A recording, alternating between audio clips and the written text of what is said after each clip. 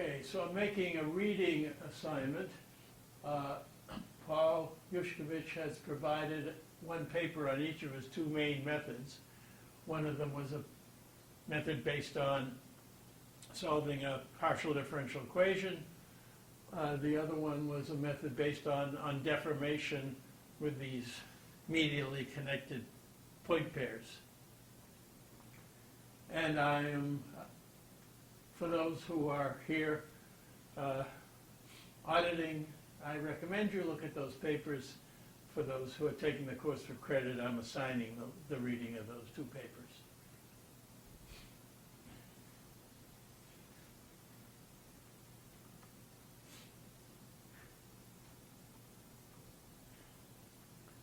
So I'm continuing on now with these SREPs, which are skeletal models discretely sampled on the skeleton and with spokes both from the top side of the skeletal sheet, the folded skeletal sheet, and from the bottom side and from the fold. And I talked last time about multi-object models.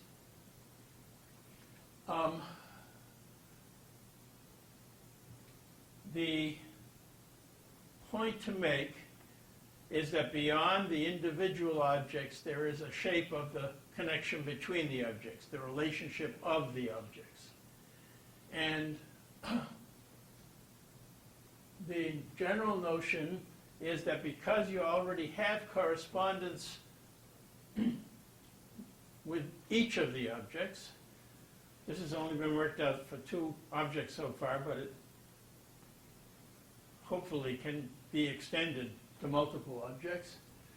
You extend the spokes from each of the objects until they intersect one object and another object. You have spokes coming out of this one, various spokes. There's spokes coming out of this one. When they intersect at an equal distance from their respective boundaries, you can produce a linking surface, except for the problem of crossing spokes. The idea is that Julian Yo developed was to throw away any ones that were crossing and then interpolating a smooth surface between the crossing points for the ones that don't cross within the object. And then you have these so-called link vectors from each boundary to the linking surface, and you can use their lengths and directions as geometric features to describe the space in between them. Okay? Notice that for the ones that do cross, you're not using them, and so there may well be one of these vectors that was not included in providing the linking surface, but nevertheless has an interpolated link to it. And those take part in the statistics as well.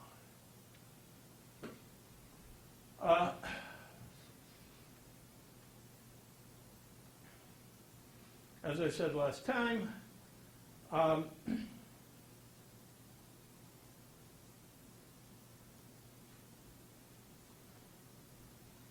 I stopped screen sharing maybe?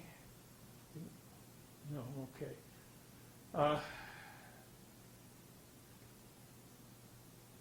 As I said last time,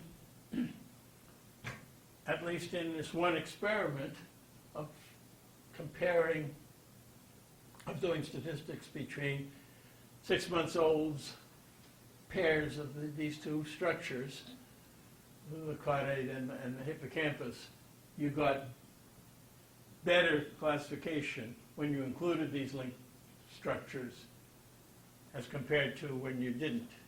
Now, how you use a set of features that are object features, and on the other hand, a set of features that are linked features, or possibly, if you didn't try to do the linking, just two different objects, or three or four, is an interesting statistical question that we will cover in the upcoming part of the course on shape statistics. But for the time being, I'm leaving that question aside. Okay, so Akash Krishna carried this idea forward to objects that actually share a boundary. So the objects in the lower left are two brain structures that are, one of them is the putamen and the other is the globus pallidus, which are, except for a very thin layer of white matter, adjacent to each other. You'll notice, though, that with discreteness, there's some problems in finding exactly what you mean by that shared surface. Well, he did some toy problems where you see in the upper left that he had basically two ellipsoids, one of which indented the other.